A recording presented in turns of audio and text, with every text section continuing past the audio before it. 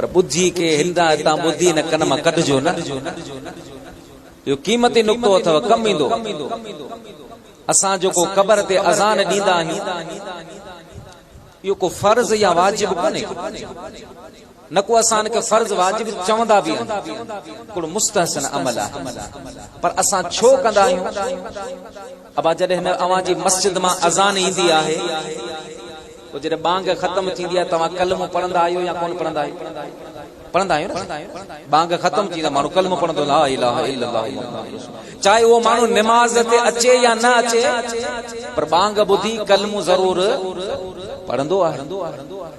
ऐं मयत जॾहिं कबर में दफन थींदो आहे तव्हां आलमन खां ॿुधो असां त चऊं था पर तव्हां जेकर वहाबीन देवबंदीन खां पुछंदो त इन ॻाल्हि जी उहे बि ताईद कंदा त बाबा जॾहिं मयत खे मिट माइट दफन करे वेंदा आहिनि त उहो उन जे जुतियुनि जा आवाज़ बि ॿुधंदो आहे। मयत कबर वारो पंहिंजे रिश्तेदार जेके उनखे दफन करे वेंदा आहिनि उन जे जुतियुनि जा आवाज़ बि ॿुधंदो आहे। हिकड़ी ॻाल्हि ऐं ॿी ॻाल्हि त साईं करीमन फरमायो जॾहिं कब्रिस्तान वञो त चओ अस्सलाम अलैकुम या अहलल क़ुबूर। ऐं कबरन वारा अवां जे मथां सलाम हुजे। ऐं पोइ असां बि अर्ज़ कयो सुना पोइ उहे सलाम जो जवाब ॾींदा। मदीने जे साईं फरमाए जी हां उहे अवां खे सलाम जो जवाब बि ॾींदा ऐं बाक़ायदा सुञाणंदा बि आहिनि। बाक़ायदा सुञाणंदा भी आहिनि त केर अची रहियो आहे, केर गुज़री रहियो आहे, केर दुआ घुरी रहियो आहे, केर सलाम पढ़ी रहियो आहे। अबा जेको मयत कबर वारो जुतियुनि जा आवाज़ ॿुधी सघे थो, जेको सलाम ॿुधी सघे थो, यकीनन उहो बांग बि ॿुधंदो। हां साईं बांग बि ॿुधंदो न। जेको बांग ॿुधंदो त बांग ख़त्म थींदी ज़ाहिर उहो कलमो बि पढ़ंदो। ठीक है बांग खत्म थींदी तो वो कलमो भी पढ़ंदो। जेकर कबर में कलमो पढ़ी वधे तो उनजी त बेड़ा ही पार थी कबर अंदर जॾहिं मुनकर नकीर पुछंदा मर रब्बो का व मन नबियो का व मा दीन को चवंदो ला इलाहा इल्लल्लाह ला इलाहा इल्लल्लाह ला इलाहा इल्लल्लाह ला इलाहा इल्लल्लाह मुहम्मदुर रसूलुल्लाह सल्लल्लाहु अलैहि वसल्लम। तव्हां खां जेको पुछे उनखे तव्हां चयो बाबा असां बांग उन जी करे ॾींदा आहियूं जो असांजो जेको सुन्नी मुस्लमान जेको मुस्लमान आहे उहो कबर वारे उहो ज़िंदा जो सलाम बि ॿुधंदो आहे, बांग बि ॿुधंदो आहे, आवाज़ बि ॿुधंदो आहे। असां उन जे करे बांग ॾींदा आहियूं तो कबर में कलमो पढ़े। असांजो अक़ीदो आहे त जेको कबर में कलमो पढ़ंदो उनजो बेड़ो ई पार आहे। त साईं फरमाए माण्हू मूं वटि आया केवला कब्रिस्तान ते तव्हांखे हलणो आहे उते दुआ तव्हांखे करणी। अल्लामा सुयूती रहमतुल्लाह अलैह पाण फरमाइनि था असां जो कब्रिस्तान ते वियासूं त कबर खोटण वारा हैरान परेशान रहिया। साईं फरमायो छा ॻाल्हि आहे कबर तयार न अर्ज़ करण लगा कबिला असां कबर बनाए रहिया हासूं, कबर खोटे रहिया हासूं। अचानक असांजी कोडार असांजो बेलचो हेॾा पासे वारी कबर के लॻो आ जंहिंजे करे उन पासे वारी कबर जो हिकिड़े साइड किरी पई आ, हिकिड़ो सुराख बणिजी वियो आ। उन पासे वारी कबर अंदर हिकिड़ो अल्लाह वारो वेठो आ जेको तिलावत क़ुरान करे रहियो आहे। अब कबर में छा पियो करे? तिलावत क़ुरान। साईं फरमायो तरसो मां इन सां राबतो करियां, मां इन खां पुछां मुंहिंजा प्यारा दोस्त बुज़ुर्गो उतां आया जितां खोडर जो ढक लॻो हो। पाण फरमान लगा अल्लाह जा बाना अंदरा आवाज आयो अदा छा भला क़यामत कायम थी वई आहे छा? महशर जो मैदान कायम थी वियो आहे छा?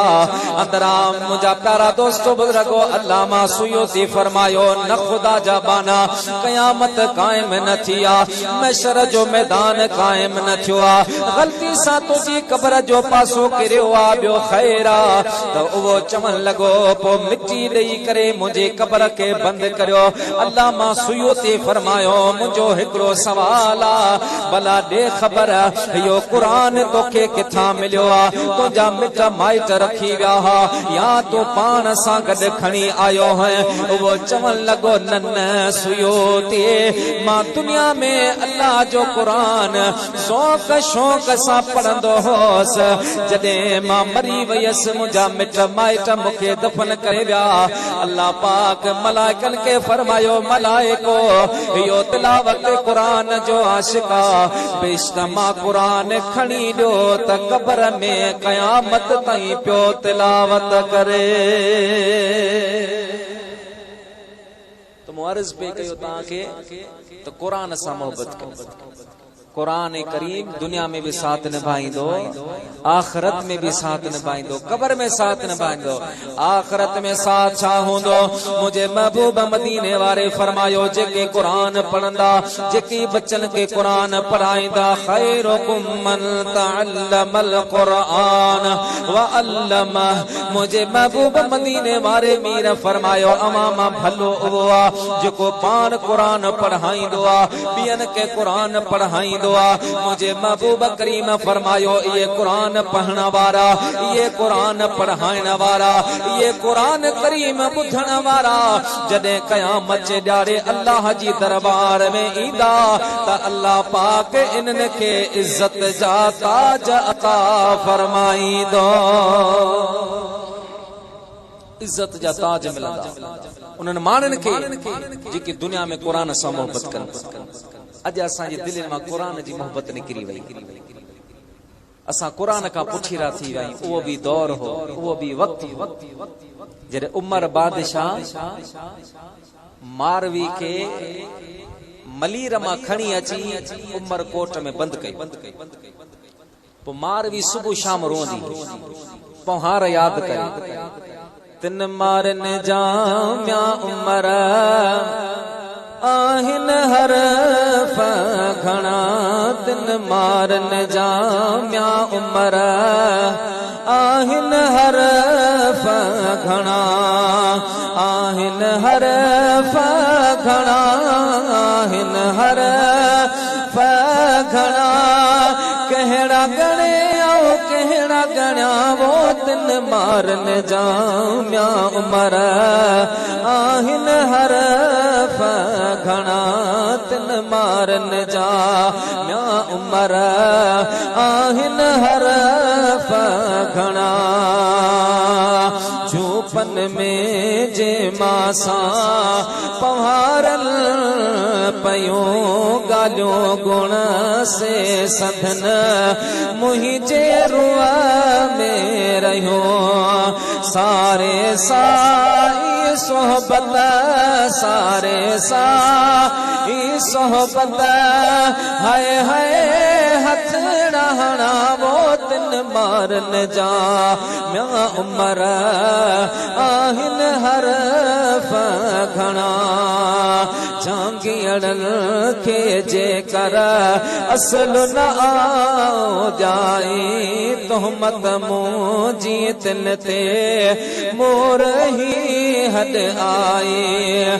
हाय हाय हिन हालन से, हाय हाय हिन हालन से ओ किया बेड़ी चन वणा वो तिन मारन जामिया उमर आहिन हरफ घणा, तिन मारन जामिया उमर आहिन हरफ घणा। रोंदी ही सारी दी हिकड़े ॾारे उमर बादशाह आयो आ। मुंहिंजा प्यारा दोस्तो मारवे के मुखातिब थी करे फरमाइण लॻो मारवे ओ मारवी मूं तुंहिंजो ॻोठ ॾिठो आ, मूं तुंहिंजो वतन ॾिठो आ। अवां जा कखावा घर आयल पाणी जो निज़ाम नाहे, वॾा वॾा उते खूह खोटियल आहिनि। अवां पंज पंज छह मायूं मिली करे रसा खीचींदियूं आहियो।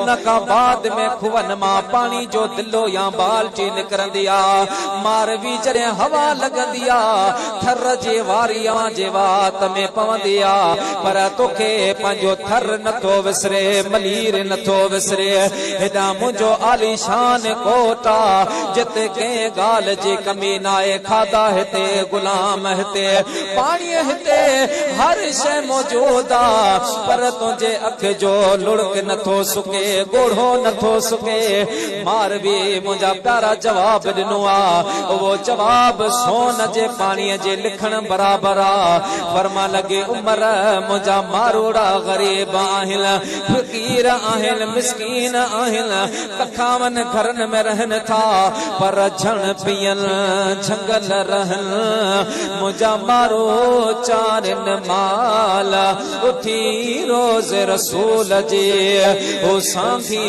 कन पचार अहिड़ा जिनी जा हाल से मूर नथा विसरन मो उमर तुंहिंजे कोट खे मां छा करियां तुंहिंजे बंगलनि खे मां छा करियां तुंहिंजे महिलातनि खे मां छा करियां तुंहिंजे बंगलनि में क़ुरान नाहे सूर रहमान नाहे सूर यासीन नाहे मुंहिंजा अबाना ग़रीब आहिनि लेकिन क़ुरान सां प्यार करण वारा आहिनि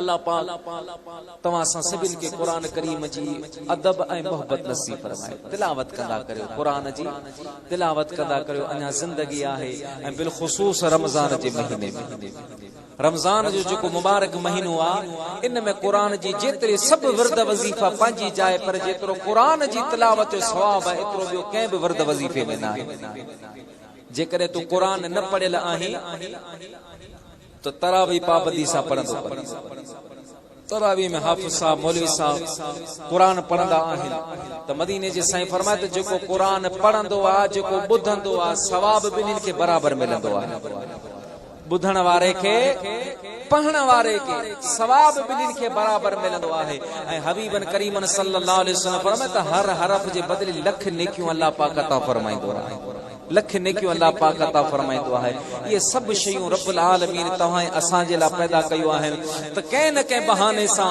रसूलुल्लाह सल्लल्लाहु अलैहि वसल्लम जो उम्मती रब जी दरबार में अचे त रब फरमाए मां रब पाक उन जी मग़फ़िरत जो ऐलान मूं जेको किताबनि में पढ़ियो आहे उस्तादनि खां ॿुधो सो त इहो आहे त दुनिया में कंहिं बि शख्स खे एतिरो परचाइण राज़ी करण आसान नाहे जेतिरो रुठल रब खे राज़ी करण आसान रुठल रब खे राज़ी करण आसान तव्हां कॾहिं बि इहो न सोचिजो त असीं गुनाहगार आहियूं असीं गदला आहियूं असीं हीअं आहियूं असीं हीअं आहियूं न न न अल्लाह जी रहमत एॾी कुशादी रहमत आहे एॾी कुशादी रहमत आहे जो हदीस पाक में ईंदो आहे हिकु मर्तबा मदीने वारो मीर सल्लल्लाहु अलैहि वसल्लम मस्जिद नबवी शरीफ में वेठा किथे वेठा हा मस्जिद नबवी शरीफ में मूंखे कंहिं भाउ हुकुम कयो आहे हिकिड़ो शेर उहो बि अर्ज़ कंदो हलां आशिक़ चवंदो आहे ॿिया दर न खपनि हिकिड़ो इहो जा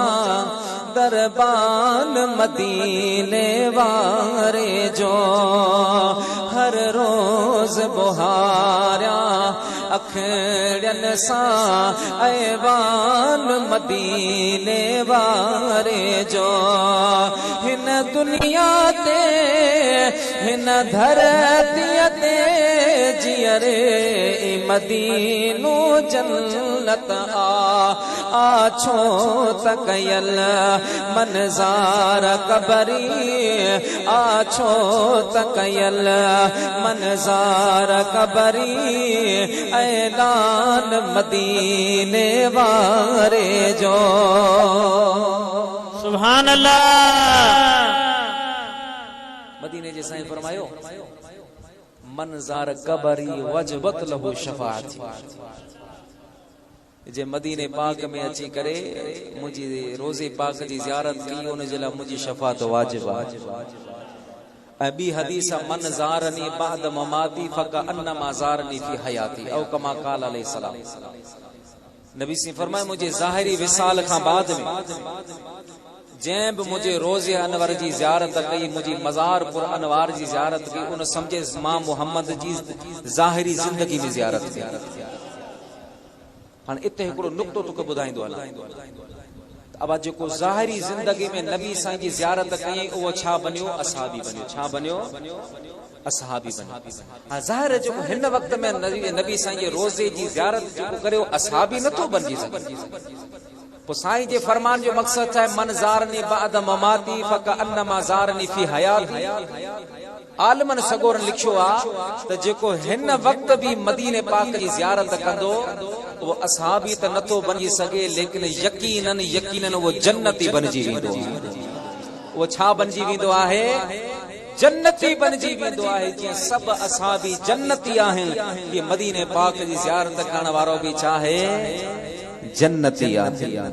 मदीने पाक में वो अल्लाह पाक कशिश रखी आहे। माण्हू जा माउ पीउ मरी वेंदा न, विसरी वेंदा, साल 2 साल का पुछा विसरी वेंदा आहिनि, पर मदीनो मदीनो अहिड़ो आहे जेको हिकु मर्तबा ॾिसी ईंदो आहे ज़िंदगी भर रुअंदो रहंदो।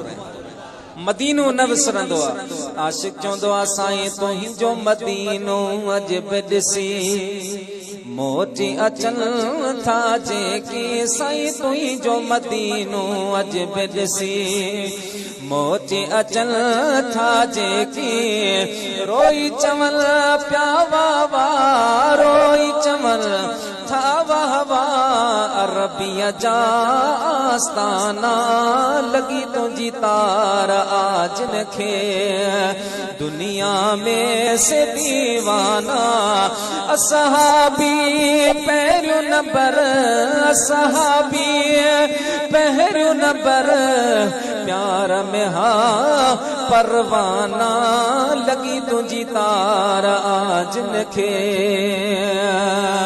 हज़रत यूसुफ लाए होंदे हुए हिकड़ी ज़ुलेखा हैरा, साईं हज़रत यूसुफ लाए होंदे हिकड़ी ज़ुलेखा हैरा, मदनी अले मानो छा